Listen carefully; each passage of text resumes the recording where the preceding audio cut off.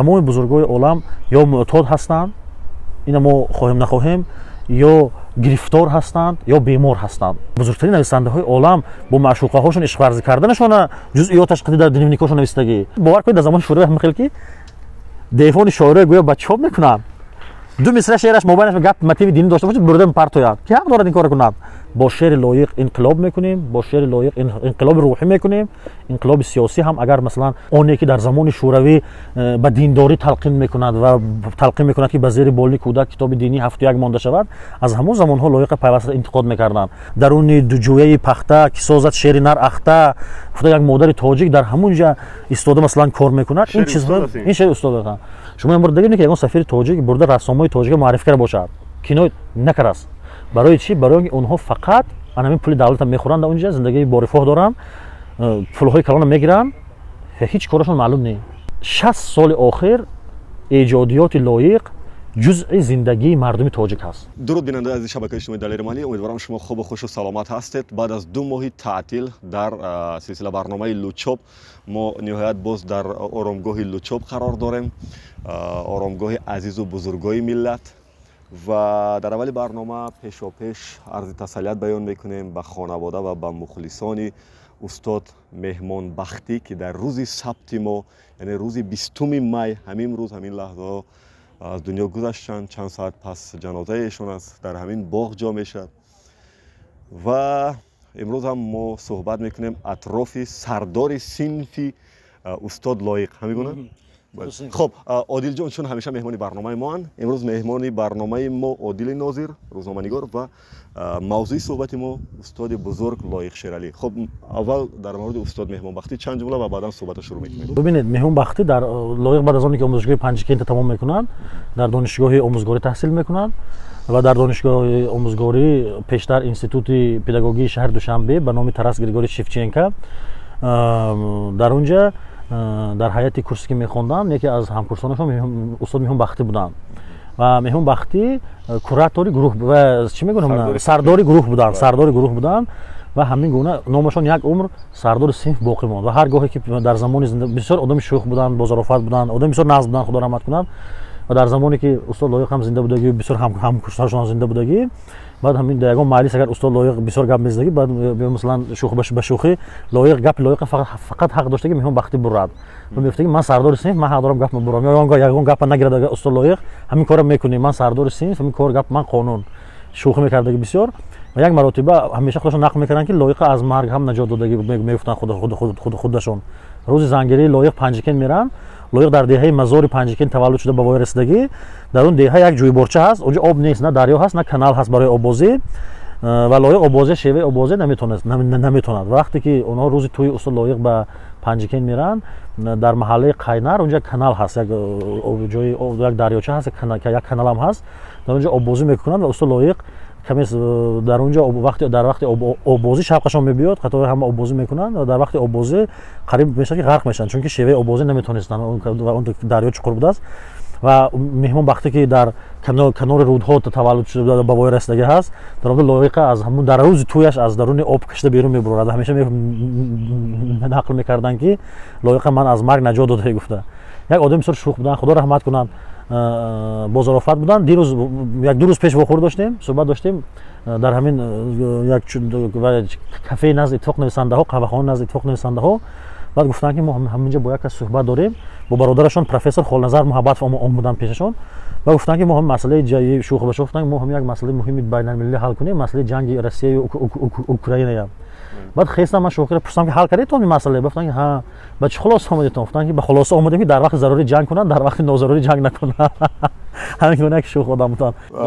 ببینید یعنی من برای چه عادل ناظر رو به این صحبت ها دعوت میکنم، هرچند بعضا وقتی که ویدیو نشر میشد از طرف متخصصای ساحه نظرهای مختلف با صفحه شخصی من به عادل می نویسند، ولی عادل با 99% بزرگای این ملت که اگر در وقتی به دوشنبه آمدن عادل زنده باشن هم نشین بود، هم صحبت بود، دوست بود، رفیق بود و با اونهایی که پیشتر از دوشنبه آمدن عادل از دنیا گذشتن حتما عادل زندگیشون آموخته است. امروز هم می‌بینیم که برای گرامی داشت استاد لایق جمع شدن مردم حدود 1 ساعت پیش محفل ادامه دارد میگونه میانه میروند. خب از مرگ استاد لایق یاد کردید که گفتید که یک بار نیم شوخی استاد مهمان بختی روانشان شد، لایق از مرگ نجات دادن و خود مرگ استاد لایق هم یکم ناروشن میموند و مرموز است، بحثا سرش زیاد است که گویا استاد با مرگ خود نرفته باشند و چی گپای شد. شما چی فکر دارید؟ ببینید در اطراف زندگی لایق برای یک فیگور بزرگی هم ادبیات و هم فرهنگ و هم یک شخصیت بزرگ ملی، این در همه جای دنیا همیشه هر خیل روایت و قصه و ایده هر خیل گپ پیدا میشد و لایق هم استثنا نه. برای همین در مسئله اون که ملت تاجیک انتظار نبود که محبوب ترین شاعرش از دنیا رود، این وقتی که درباره محبوبیت لایق گپ میزنیم این یک چیزی این امروز تصور نشونده ایم. همون زمان سالهای 70 و 80 و 90 محبوبیت لایق اگر گوییم اگر امروز این تصور نمیشد. این مثل اون است که یک هنرمند گالیوود در کوچه آمریکا میبراید و تمام مردم تیار هستند که برای وی خودشون قربان کنند. اصلا لایق شهرتش انا همین خیلی بودگی. در اون زمان لایق، بازار صابر، گلرخسار این به مثل مانند شهرت و وقتی که مردم تیار نبود چون که سالهای 90 بازار صابر با فعالیت‌های سیاسی پیوستند، نظرها نسبتشان مختلف شد. یک شاعر محبوب ملت و ترک وطن کرد، از تاجیکستان مهاجر شد بیچاره، خدا رحمت کند. یک شاعر بزرگ ما گلرخسار هم در همین فعالیت‌های سیاسی نظرهای مردم نسبتش مختلف شد، تغییر یافت، دیگرگون شد. البته دوره از تاجیکستان بیرون رفتن، خود معلم هم از تاجیکستان بیرون رفتن و یگانه امیدواری مردم و نفری که درد و داغ مردم من میگفت و در کنار مردم بود استاد لایق بود. برای همین استاد لایق برای خانه به هر یک خانه تاجیک شخصی از عزیز که بود، استاد لایق مرگش مردم انتظار نبودند. برای همین اونو فکر کردن که در سالهای این پایان 90 اول 2001 بود و به هر پایان ناآرامی ها بود. برای همین هر خیلی لگنده ها هر خیلی قصه روایت ها پیدا شدن و بسیار این روایت ها خصوصی حاضر اكو سالها که میگذرد خصوصیت اسطوره پیدا میکنن، گویا که یا اون کس و هر خیلی نظر ها هست. لیکن من بسیار آموختم با نفرهایی که همون شب روزها بودند و همون در پهلوی استاد لایق بودند و با استاد لایق به واسطه روا داشتن و بعدی به بیمارستان افتادن اون کس هم در کنار استاد بودند تا در لحظه واپس این مرگ. استاد لایق از سکته مغز میگذرد. استاد لایق واقعا بیمار بودگی هست، قریب 1 سال 2 سال 3 سال آخر پیوسته توبت میگرفته که در بیمارستان ها سالهای آخر و یک نواری هست که به نزدیکی در یوتیوب هم پیدا شد از یک صحبتی از ارشیو محیدین اولمپور، از صحبتی سری ضیافتی که به مناسبت آمدن ستار به تاجیکستان آراسته شده است و در اونجا هر محیدین اولمپور میگوید که استاد شما فلان روز در بیمارستان بودید، من شما دیده بودم یه چیز میپرسد که با سالهای خنده کردن میگوید که من سالهای آخر همیشه در بیمارستان هستم و اینا من فقط در بیمارستان خبر میگیرن. یعنی سلامتی استاد لایق سالهای آخر واقعا خلل یافتگی، چون که این خیلی شاعر بزرگ، این خیلی شخصیت بزرگ ملی، اونقدر روزهایی که اثر ملت تاجیک گذشت، انسان ها اونقدر از دنیا گذشتند، بسیار نامردانه قتل شدن، نامردانه این قیر شدن، گویا که قیر کردن انسان تاجیک های در اون شب روز و در این شب روز یک شاعر که تمام هستیش به ملت بخشیده است نمیتونست که دلش بیمار نشود. بنابراین مردن استاد لایق من فکر میکنم که یک مرگ طبیعی بود و یک مرگی بود که از بیماری متاسفانه در سن 59 سالگی و یک چیزی که استاد لایق همیشه میگفته است که من اگر 60 ساله شوم اگر 60 دیگ آش میمونم و تمام دوشنبه آش میتیم، چون که من سالهای زیاد نان نمک مردم از گوشه های تاجیکستان خوردگی هستم و نیت دارم که 60 دیگ آش مونده مردم آش ضیافتیم و زادروز 59 سالگی استاد زادروز آخرانشونه در همین باغ جوانان حاضر پیشتر کلی کمسمال جشن میگیرن. استاد ساربو نقل کردن که من آش میپختم و بعد همین گپ به یاد آوردیم که خدا خواهد سال آینده در استادیوم فرونزه 60 دیگ آش میمونیم و زادروز لایق جشن میگیریم.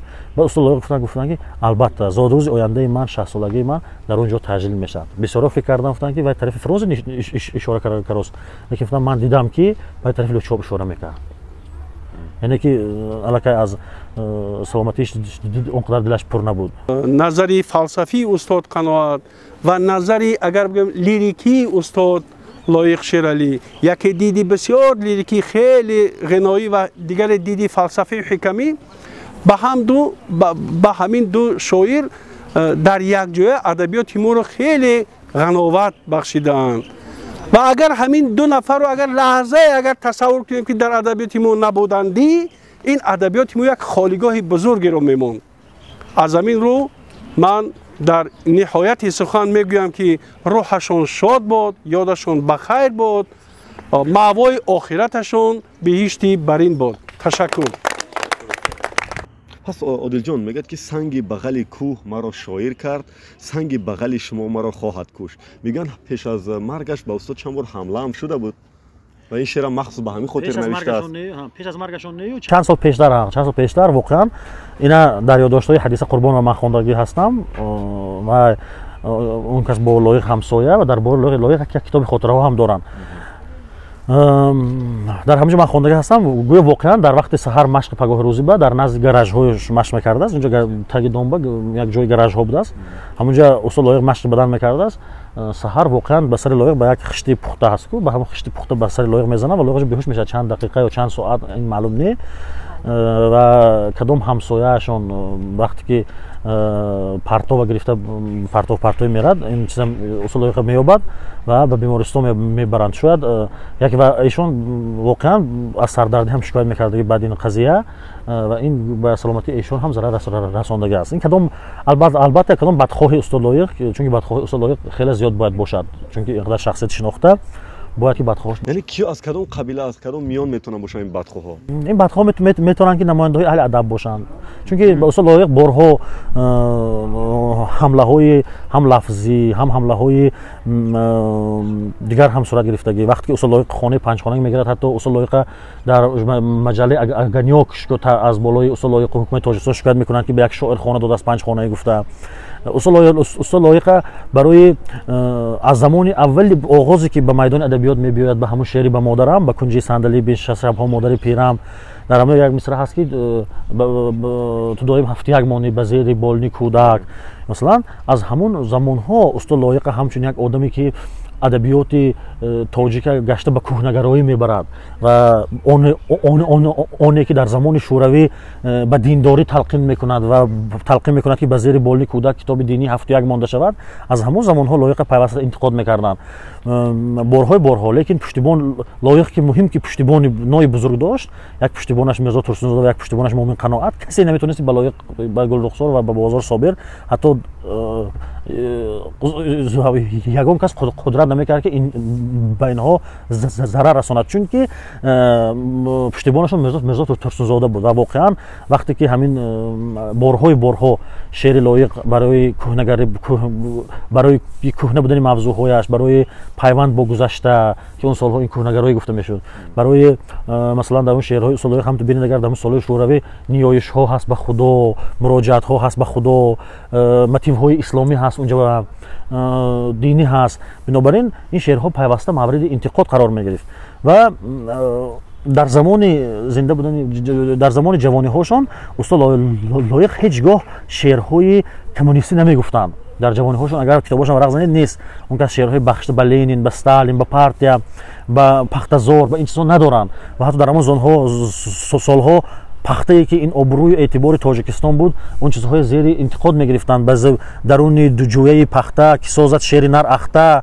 گفته یک مادر تاجیک در همونجا استاد مثلا کار میکنه. این چیزها این شعر استاد و عموما بسیار چیزهای اجتماعی استاد لایق روندهای زمانی همون زمان انتقاد میکردن و ایشون نیز البته مورد انتقاد منقدای سرخ قرار میگرفتن و بارها از بارشون شکایت میشد، لیکن پشتیبانشون ترسونزاده بود. یک چیز دیگه هم که بعدا لیکن هم ترسونزاده، هم گلرخسار، هم بازار و هم لایق مجبور میشن که شعرهای دولتی هم گویند. وقتی که از حد شکایت ها به حد نهایی میرسد، استاد لایق به نارنج میفرستند خیالم، بازار به نارنج، یک چون به آلومین زواد، یک چون به کجا و اونها همون سلسله شعرهای یک تاش نورستان نارک و یک تا دیگرش درباره راغون، یک تا درباره آلومین زواد و کارگرای آلومین زواد ها و دارن. همین شاعرها هر سه همین ها سلسله شعرها دارن واقعا و این شعرهای سپارشی هست که مجبور، چون که ترسونزاده هم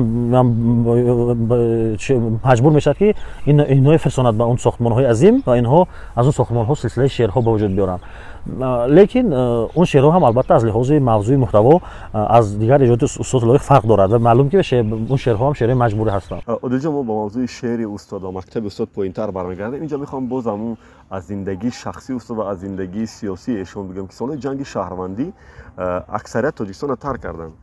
бузургова ҳатто устод бозор собир ки ҳампаҳлӯи лоиқ буд ё ки хонум гулрухсорам чанд лаҳза, чаро устод лоиқ нарафтан аз тоҷикистон? бубинед, барои лоиқ ҳама вақт имконият буд ки аз тоҷикистон равад, чунки вай аллакай дар ҳамон шаб рӯз обрӯи ниҳоят бисёр дар афғонистон дошт, обрӯи ниҳоят калон дар эрон дошт ва обрӯ дар ҷаҳони форсзабон дошт, ҳамчун як шоири барҷаста ва ҳамчун депутати совети олии иттиҳоди шӯравӣ дар охирон замонҳои иттиҳоди шӯравӣ устод лоиқ обрӯи умуми иттифоқӣ ҳам дошт, ҳамчун як шоири бузурги тоҷик, сармуҳаррири маҷаллаи Садои Шарқ, раиси буниёди забони тоҷикӣ дар замони шӯравӣ ва депутат дар худи шӯравӣ ҳам обрӯ дошт ва лоиқа бо тамоми муҳаббаташон метавонистанд ки ҳам эрониҳо қабул кунанд, ҳам афғонҳо қабул кунанд, ҳам дар аврупо дӯстони бешумораш қабул кунанд ва ҳам дар Москав ё дар Алматии дигар ҷоҳо ё дар Алматии дигар ҷоҳо. Лекин устод лоиқ агар мо силсилаи фароди бефародро сахонем, агар ҳеҷ гоҳ ин хел шоире ки тамоми бунёдаша, тамоми вуҷудаша, тамоми ҳастиша ба миллат бахшидагӣ ҳаст, ба дарди миллат бахшидагӣ ҳаст, вай аз қурбониҳои миллат месӯзад, аз дастдодаҳои миллат месӯзад, ҳеҷ вақт ин хел шоир миллаташ тарк карда наметавонист. устод гоҳо роҳ афтода мешунем ки ё хато рафта ба тоҷик таваллуд шуда. албатта ва ин чизҳое ҳаст ки дар замони он ки тоҷик вақте ки якдигараша мекушту, тоҷик вақте ки якдигараша хиёнат мекард, соло ҳамин ҷанги бародар кушиба, албатта ё хато рафту тоҷик таваллуд шуда мегуфт. албатта масалан ҳатто гоҳо аз ҳамдиҳаҳои худаша дар унҷа образи тоҷик ҳаст, масалан мазориони тунугмеҳр мегӯд, масалан ё ки масалан тоҷикҳои дигар чӣ мегӯд, инам дар унҷа тоҷик ҳаст, сарнавишти тоҷик ҳаст ҳамеш ва ҳеҷ вақт наметавонист. ва ман бовар дорам ки агар худой накарда ҷанги шаҳрвандии тоҷикистон идома ҳам меёфт, устод лоиқ ҳеҷ ҷо намерафт. ман бовар дорам ки агар худой накард устод лоиқ гурусна ҳам мемонд, бехона ҳам мемонд, дар зери дарахтҳо зиндагӣ мекард, дар истгоҳҳо зиндагӣ мекард, дар таги тири тӯб зиндагӣ мекарду ҳеҷ гоҳ аз тоҷикистон намерафт. бисёр кӯшиш карданд ки лоиқа солҳои 90 ба ҳаракатҳои сиёсӣ кашанд, бисёр кӯшиш карданд ки лоиқа ба оппозитсия кашанд, лоиқа давлатиҳо ба худашон мехостанд кашанд, лекин лоиқ ва ягон гурӯҳ ҳамроҳ нашуд. Барои вай улгӯ, намод ва самте ки вай нигоҳ карда ҳаракат мекард миллат буд ва сарнавишти миллат ҳеҷ вақт хиёнат накард. Бинобар ин лоиқ аз тоҷикистон нарафт. замон бо кас набуда ҳеҷ содиқ, замон бо кас набуда ҳеҷ содиқ, замон бо кас бувад ёри мунофиқ, алло эй асри 21 аҷаб нест ки оғозат бувад анҷоми лоиқ. бубинед ки ҳатто устод лоиқ дар ин ҷо аз набудани худ дар асри 21 пешгӯӣ карданд. бузургии шоир дар ҳамин аст.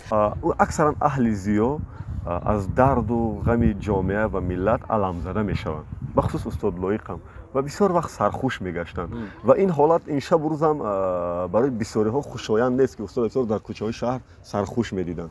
фикри шумо чист? чаро устод то ин ҳад он замон мардум дидани лоиқа барои худашон як ифтихор медонистанд. ҳамун онҳои соли 70-80 донишҷӯ буданд нақл мекунанд ки пайваста устод лоиқа дар кӯчаҳо борҳо сархуш дага ҳастанд.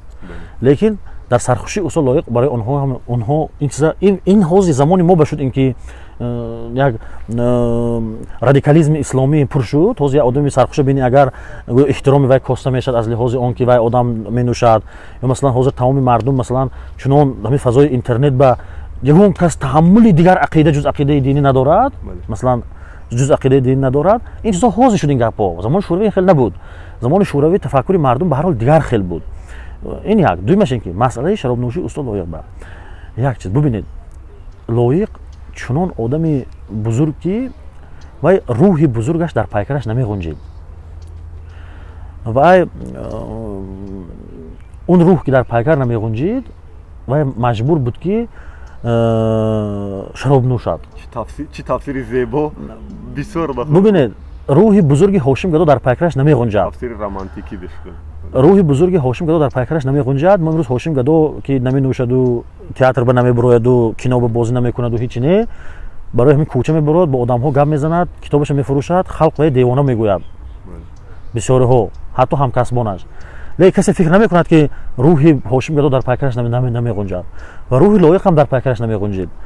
Барои он хел тафаккура, он хел дарду алама таҳаммул кардан як василаи лозим буд. Тамоми бузургои олам ё муътод ҳастанд, ина мо хоҳем нахоҳем, ё гирифтор ҳастанд, ё бемор ҳастанд.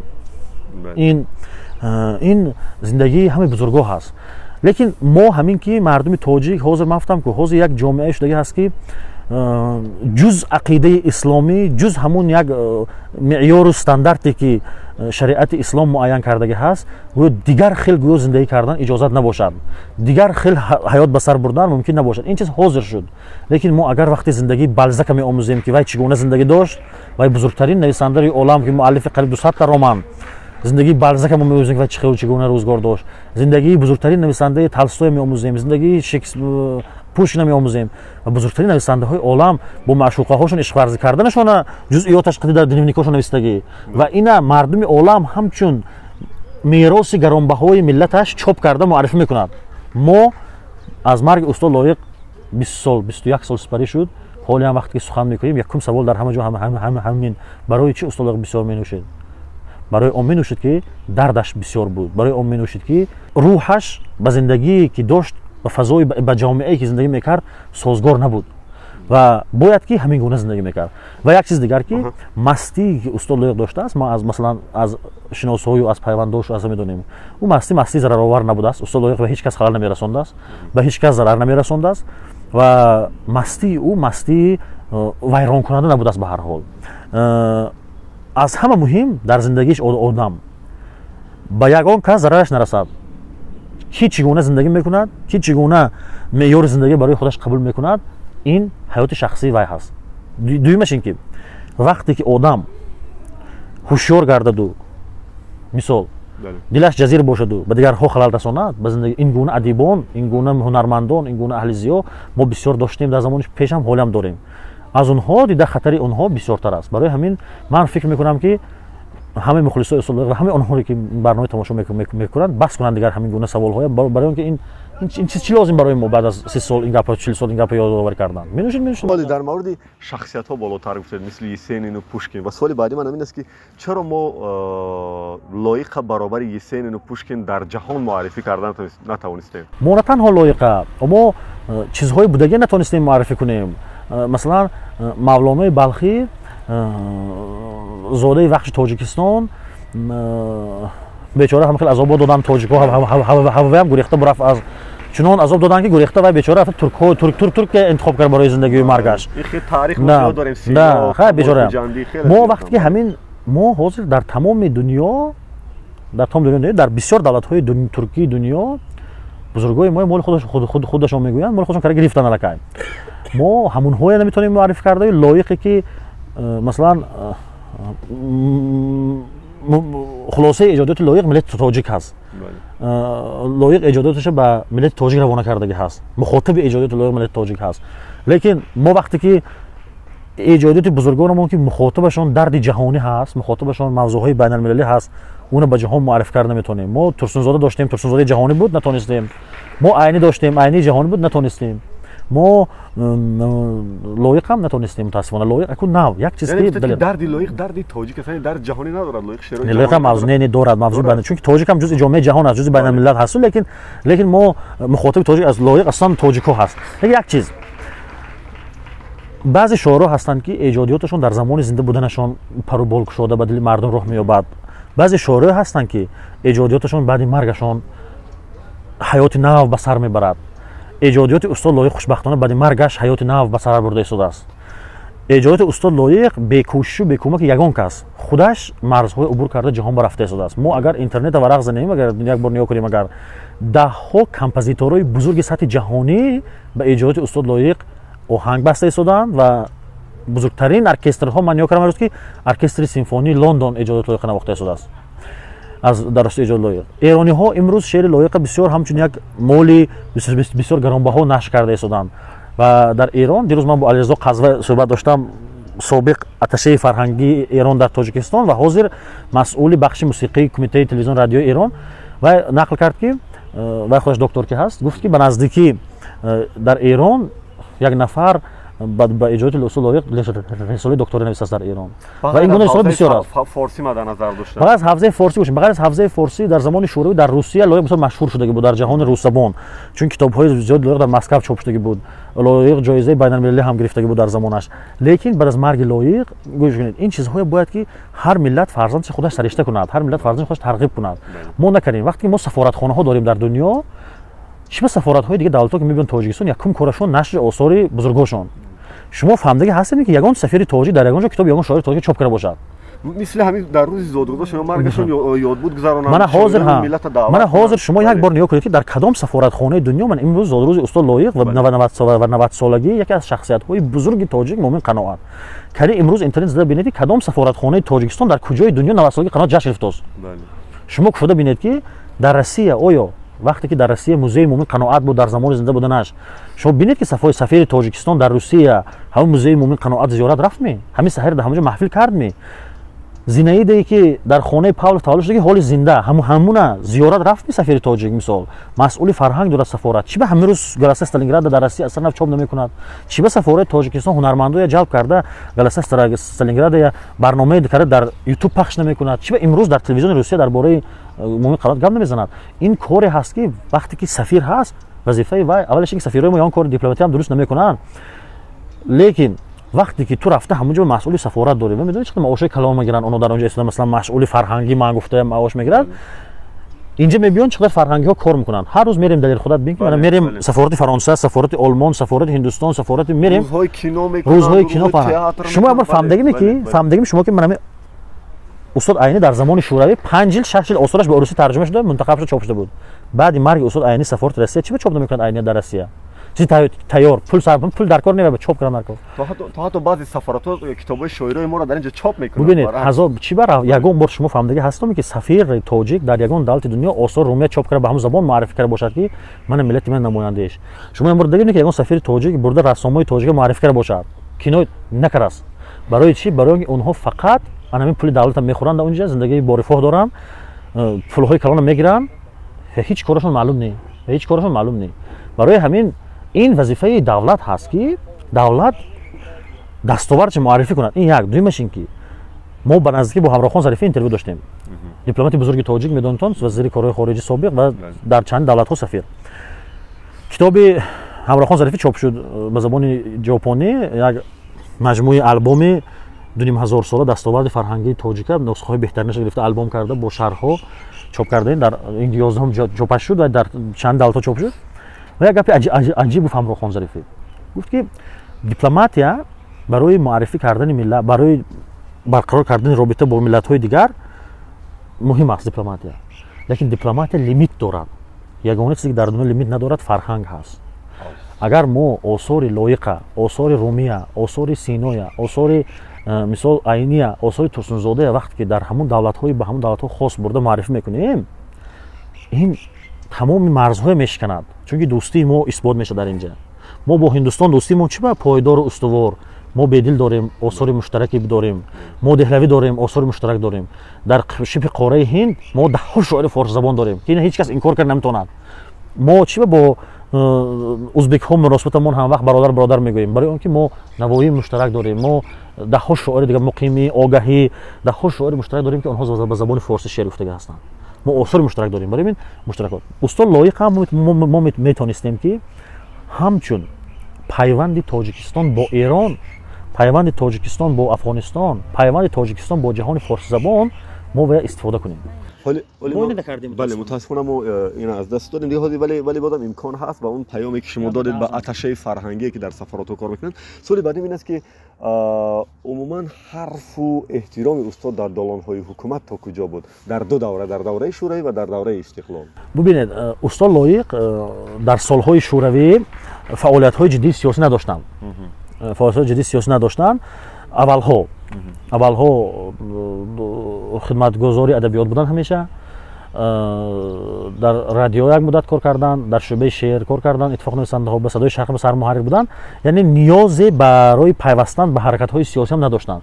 چون که اتفاق نویسنده ها و دایره ادیبای تاجیکستان گروه ادیبای به سیاست جلب به سیاست نزدیک داشت و نیاز به سیاست مشغول شدن اصلا نبود. مثلا مومن قناعت بودن، بعد پیشتر توشون زاده بودن، یعنی نیاز نبود که اصلا به کارهای سیاسی مشغول شوند. لیکن در مسئله تطبیق قانون زبان، تشکیل قانون زبان، این کارها با اون کس فعال بودند.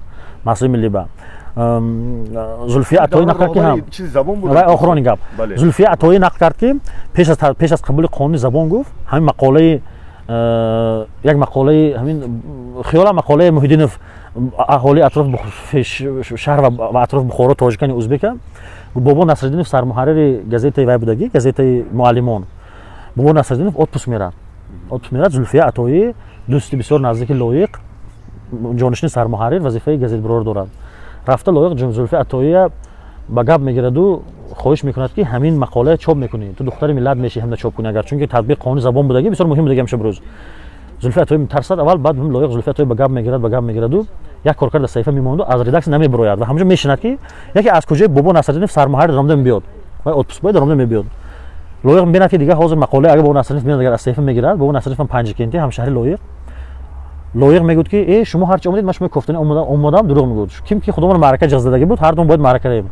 خیلی بار گزیده ببینم بابا نصرالدین نه این گزیده همش 100% خزید شما معرکه دیر شد گفته بابا نصرالدین گرفته از ردکس میبرورد که نبینن مقاله همونش مقاله چاپ میشد ویگا ور میتن بزید مثلا بزید این چیزها کارا همون شب روز بسیار وای میشد اجتاج میشد لیکن وای میشه اجرا میکنند. بعدا این گونه مقاله بسیار شد قانون زبان شد، پیش از بنیاد زبان تشکیل شد. همین با تشکیل بنیاد زبان که برای تطبیق ایده های ملی و برای رشد ایده های ملی و بیداری و خودشناسی ملی هم اساس گذاشت. در این دوره البته اصول فعال بود، فعال حرکت های سیاسی هم با دست زد. حرکت های سیاسی اصول البته حرکت های منصب خواهی نبودند، حرکت های مثلا خواهش های منصب تلاشی نبود، خواهش های به وسیله خواهش های تطبیق غایه های ملی بود که البته به سیاست نمیشد. برای اون کس یک مدار دیپوتات هم شدن، انتخاب هم شدن و همین گونه فعالیت ها هم داشتن.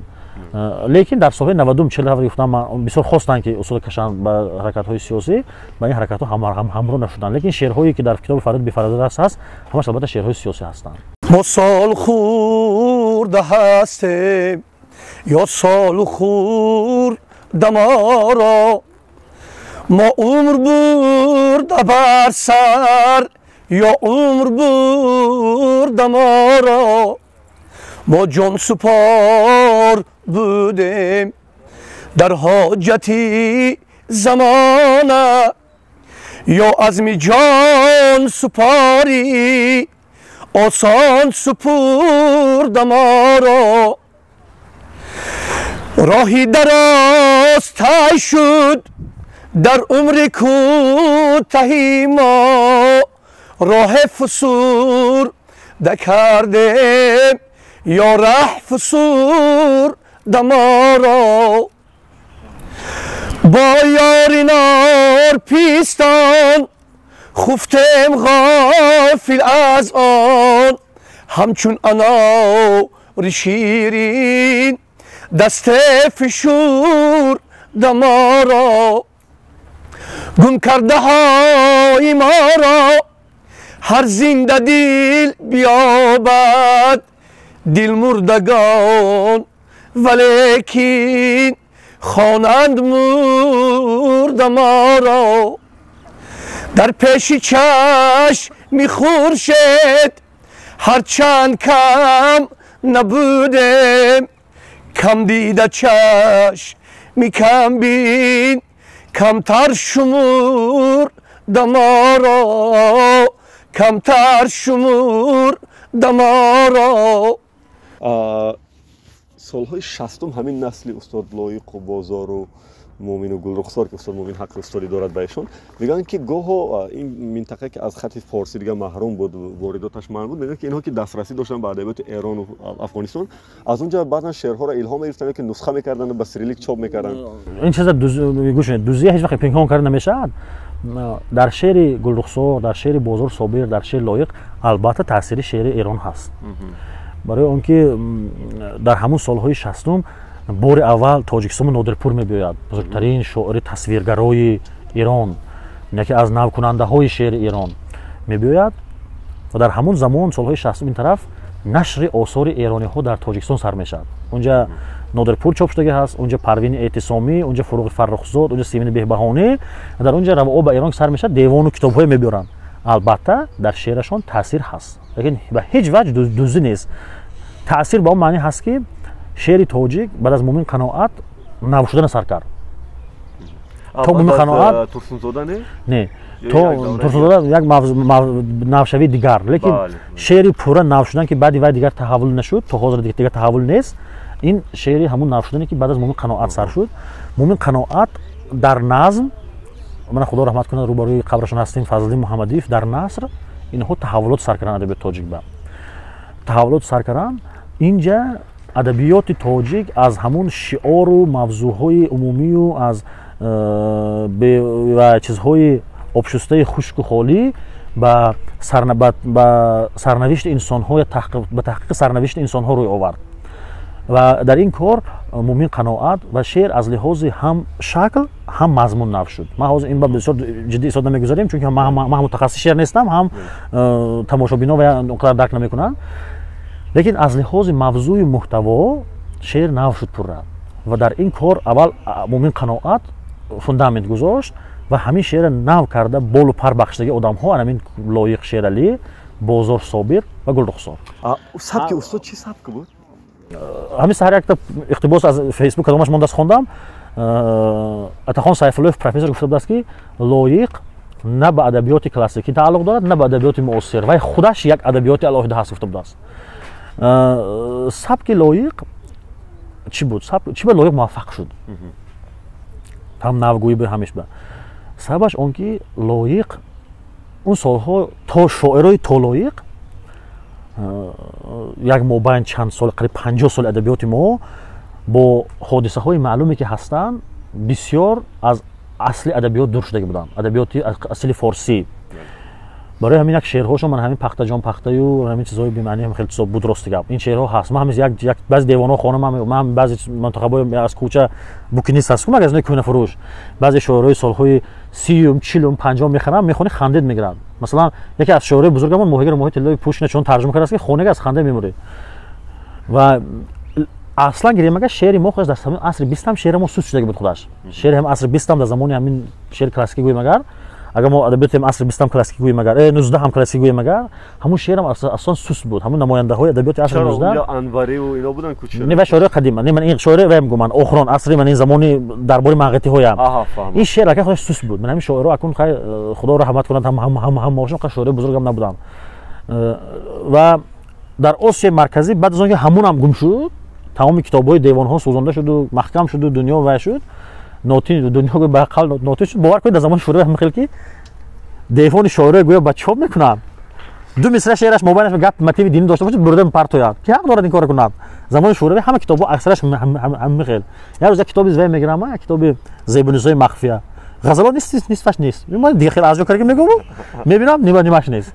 ки як китоб қасоби кошина мегирам, нимаш нест. замони шӯравӣ ҳамин хел ин асли шеър дур буд. лекин устод Лоиқ чӣ кор кардан ино? инҳо адабиёти тоҷика таҷрибаи ғании ҳазорсолаша омӯхтанд. инҳо таҷрибаи ғании ҳазорсолаи омӯхтану бо равандҳои нави адабиёти ҷаҳон ки ошно буданд синтез доданд. Метавонем як сабки нав бигӯем, мактаби нав? Да, конечно, ин тамоман нав. Шеъри чаро ин мактаб ҳоли давом надорад? ана гӯш кунед. баъд устод Лоиқа мегуфтанд ки ҳамин хел зарзамони шӯравӣ шуд ки ҳамин одамое ки ҳастанд ҳолиам салла биёргӯи калла мебаранд, як одамое ки як шиор партои ба гирифта вай кара мегарданд, байрақ кара мегарданд.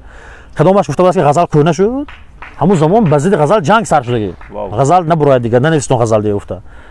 баъд устод Лоиқ гирифта ғазала чунон нав кард ки чунон гапҳои нави замони мо дар қолиби ғазал гуфт, дар қолиби дубайтия эҳё кард, рубоия эҳё кард, лекин гапҳои навқатӣ, қолиби навқатӣ. барои ҳамин шеъри Лоиқ ин аз таҷрибаи ҳазорсола реша мегирад, адабиёти классикии мо ва синтези таҷрибаҳои адабиёти нав, бардошто аз адабиёти муосиру ҷаҳонӣ.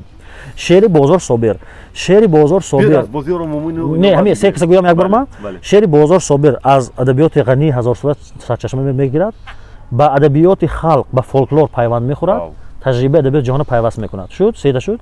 Шеъри Гулрухзор аз таҷрибаи адабиёти ҳазорсолаи тоҷик сарчашма мегирад, аз фолклори тоҷик об мехӯрад, аз таҷрибаи адабиёти ҷаҳон мегирад ва дарди зана ворид мекунад инҷа ба.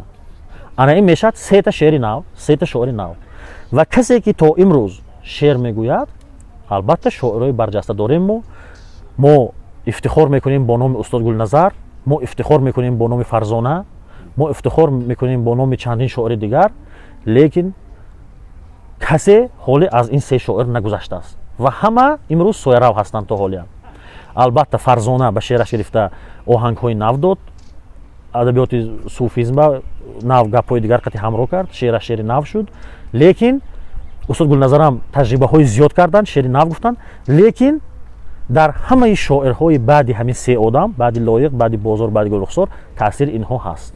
мактаби инҳо давом ёфт. Ҳамаи ҳамин намояндаҳо, ҳамаи ҳамин гуфтам ку ҳамаи нафарҳое ки баъд аз ҳар се ҳамин омад, парвардаҳои мактаби ҳаминҳо ҳастанд. Мактаби Лоиқ, шогирдои Лоиқ ин Гулназар, шогирди Лоиқ ин Камол Насрулло, шогирди Лоиқ ин Фарзона, шогирди Лоиқ ин Салими Зарафшонфар, шогирди Лоиқ ин бевоситаи Лоиқ масалан ва дигарҳо ва дигар шоирои ҷавоне ки дар он давра буданд. Лоиқ албатта мактаби хоси эҷодӣ дошт, шогирдош зиёд буданд. Чанд нафаре ки ман номбар кардам, инҳо шогирдои бевосита ҳастанд, худашон эътироф мекунанд ки мо шогирдои Лоиқ ҳастем. мо мебинем ки дар ин пасманзар ҳанӯзам маҳфил давом дорад. Маҳфил чанд соат шуд ва ҳамин гуна боз то қисмати шом давом мекунад. Чанд соли охир шуд ин маҳфил ба таври худҷӯш, яъне ихтиёрӣ аз касе ташкил намекунад. Ина воқеан дуруд ба шумо ки омаданд. Вале як мавзӯъ аст ки то чанд сол пештар хоксортарин санги қабри устод Лоиқ буд ва ҳатто кафида буд. акун хоксортарин набуду ва ҳамун ин хел буде ва санг ин чизи ҷовдонӣ не санги болои қабр, ина мешкананд мекафат вайрон мешад. Он санг соли 2001 монда шудагӣ буд. Санг камтаракак вай дошт. Вай санг кӯҳна шуду, халал ёфту, чиз шуд. Баъд ин қабра баъд таъмир карданд. Як замон ман фаҳмдадам ки гӯё ки ин қабр ба фарзандошон кадом дӯстохати инҷо ҳаст ва ин қабр таъмир кардан ҳозир бисёр зебо ҳаст, санги зебо ҳаст. Лекин як чиз ин дар бораи маҳфил ман як ҷумла гап занам, дар пуштамон чун маҳфил рафтосад. ин маҳфил аз соли 2001 бо ташаббуси бори аввал баъд аз марги устод Лоиқ, 2002 бо ташаббуси Қироншоҳ Шарифзода, муаллими факултети журналистика, бори аввал ҳамин маҳфил ташкил мешавад. 2002 баъди марги устод Лоиқ ташкил мешавад. ва аз соли 2002 ба ин ҷониб ҳар субҳ бо аз соати 6 саҳар аввал студентои факултети журналистика инҷа мебиёянд. Ин анъанаи факултети журналистика ҳаст. Ҳам ту хондагини факултети журналистика, ҳам Абдуллои ки забт кардоз хондагини. Барои мо нав хабар шуд чанд соли охир. Не, шумо журналистои ҳам ту чихелин, шумо журналистои вайди ҳам ту тава вай гулҳои худро. Баъд Абдулло салом. Шумо гулҳои худро ҳардуд. Инҷа касе ки факултети журналистика хондаги ин анъана медонад, мана Муаллим Шарифзода инҷа ҳастанд пушти мо ба. ин ҳамин ташкилкунандаи ҳам маҳфил ана Муаллим Шарифзода ва Сангин Гулуф. Чанд соли охир ин бисёр баъд расонӣ шуд. Баъд ин хелин. Баъд ин маҳфил ба факултети филология пайваст, баъд дигар донишгоҳ пайвастанд, баъд дигар як чиз дигар ҳаст. ҳозир мерасанд як анъана ҳаст ки тарбиятгарони интернети нобиноёни шаҳри Ҳисор яке аз иштирокчиёни фаъоли ҳамин маҳфил аст. Ман 10 сол шуд мебиём инҷа аз соли 2012. Тарбиятгарони интернети ҳамин нобиноёни Ҳисор ҳамин тӯли ҳамин қадар сол фаъолтарин иштирокчиёни ҳамин маҳфил ҳастанд ва инҷа ҳар кас ход мебиёнд. аз ҳар бедагар депутатои парлумон мебиёнд, намояндаи ҳукумат мебиёнд, касе ки ба осори устод Лоиқ алоқа дорад мебиёнд. мо ҳам аз соли 2012 дар донишгоҳ мехонем мебиём. қабл аз ин мо деҳае ки ман таваллуд шудагию деҳаи устод Лоиқ, мо ҳамсоя деҳа, байни деҳаҳо мо 3 километр ҳам не, ақаллан 4 километр ҳам не, ва ҳар сол мо ба хонаи устод Лоиқ мерафтем онҷа. барои ин маҳфили худҷӯш ина нигоҳ кунед ки ягон шоири тоҷик чунин маҳбубият надорад. ин мардум кас маҷбур накардааст. баъзе ин студентҳо аз дарс гурехта омадагӣ ба хотир он ки ҳаминҷа биёянд.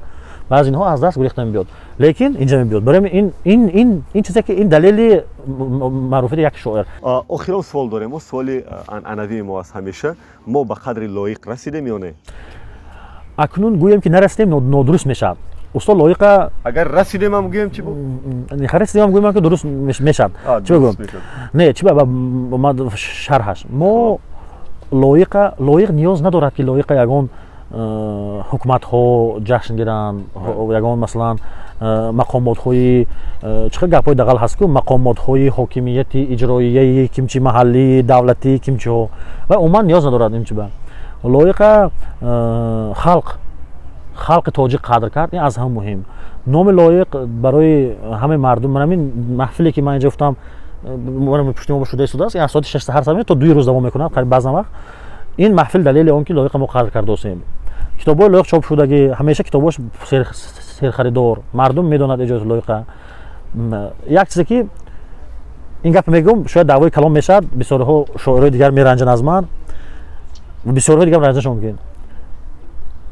60 соли охир эҷодиёти лоиқ ҷузъи зиндагии мардуми тоҷик аст, ҷузъи ҷудонашавандаи мардуми тоҷик аст. мо хоҳем нахоҳем, бо эҷодиёти лоиқ мо ошиқ мешем, бо эҷодиёти лоиқ изҳори муҳаббат мекунем, бо эҷодиёти лоиқ мо ниёзҳои миллиимона мебурорем, ниёзҳои дардҳои миллиимона ифшо мекунем, бо эҷодиёти лоиқ мо даъвоҳои сиёсиимона ҳатто мегӯем, ҳатто барқамон дар хонаамон агар ҳамон як мисраи лоиқа мегӯем, ҳатто ниёзҳои сиёсиимон вақте бароварда намешавад мо шеъри лоиқа мехонем, ҳатто ҳарфамона гӯш намекунанд мо ба шеъри лоиқ изҳор мекунем дардамона, бо шеъри лоиқ инқилоб мекунем, бо шеъри лоиқ инқилоби рӯҳӣ мекунем, инқилоби сиёсӣ ҳам агар масалан баъзан вақт мешавад ки одам аз сиёсат норозӣ мешавад, баъзан вақт мешавад ки аз гароишҳои зиндагиро норозӣ мешавад, баъзан вақт мешавад ки мо ҳозир бо дар бораи радикализми исломӣ гап зазем, бо ҳамаҷо мегӯем ки набаринем, ки ислом нишинад бар тахт, мо барномаи мегӯем ки ислом саломат бошад. мо умуман ҳама ниёзҳомона ба шеъри лоиқ мебурорем. барои ҳамин шеъри лоиқ мо хоҳем нахоҳем ҷузъи зиндагии мардуми тоҷик аст. 60 сол шуд. ина ягон кас, бадхоҳои лоиқ ҳолиам бисёр байни аҳли адаб ба ман рӯи рост мегӯм, бисёр мехоҳанд ки лоиқ набошад. масалан ҳатто як муддат ман медонам ки баъзеҳо хеле кофтанд девонои лоиқ ки якта вазни шеърия ғалат ёбану ҳамин мақола кара буроранд ки гӯё ки ба ҳамин восита обрӯи лоиқа паст кунанд, ҳатто хостанд ки лоиқа ба баъзе ба маҳалгароӣ муттаҳам кунанд, лекин ҳеҷ кас ин кор карда натонист. барои он ки ин чизҳо барои лоиқ бори фигураи бузург санги вай чихе ин як тараф як шахравӣ сангчаҳои майда майдачақати задангири ҳичи. барои лоиқ маҳбуба дорад. шумо бовар мекунед дар маркази шаҳри кӯлоб боғ ба номи лоиқ ва ҳеҷ кас сохтагӣ не, ва я вақташ ба замони шӯравӣ худи мардум як боғчаи зиттагӣ, як боғ калхоз ба қишлоқи офтоблуқ номаш буд, пештар рози офтоблуқҳо мегӯянд. масалан ин як боғ ки ягон кас ягон ҷо сабти ҳуҷҷат надорад, номаш боғи лоиқ. дар хонаи ҳақназар ғоиб шоири халқи тоҷикистон як хонаи лоиқ ва ҳеҷ кас масалан насохтааст, ва ҳисоб накунад як хонаи лоиқ хо мерафтааст, номаш хонаи лоиқ музей шудаги унҷо ҳозир, ҷое ки мардум худа ин чизҳо сохта намешавад. ин чизҳои табиӣ. барои ҳамин ин ҷузъи зиндагии мо ки ҳаст, ин ҷузъа ҷудо карда намешавад.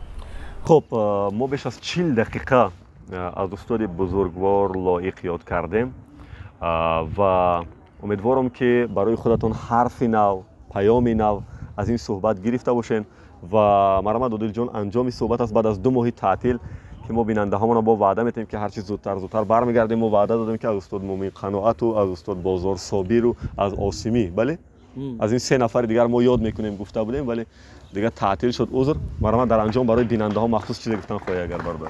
ман орзу дорам ки шеъри лоиқ ҳама вақт дар фазои тоҷикистон парвоз кунад, ҳама вақт муроҷиат кунанд ва ман мехоҳам ки лоиқ дигар ба мо ниёз надорад, мо ба лоиқ ниёз дорем, ба эҷоди лоиқ мо ниёз дорем. чунки ҳозир аз лиҳози маънавӣ, аз лиҳози ахлоқӣ ҳам аз лиҳози маънавӣ ҳам ҷомеаи мо хеле ҷомеаи қафомонда. мо ҳамин як саҳифаҳои фейсбуку, ютубу, инстаграму ва саҳифаҳои иҷтимоӣ варақ занем агар ҳоли кӯча набуромада, ҳоли чи нафаҳмида, ҳамин чизро мебинем ки чӣ қадар мардуми мо дар кадом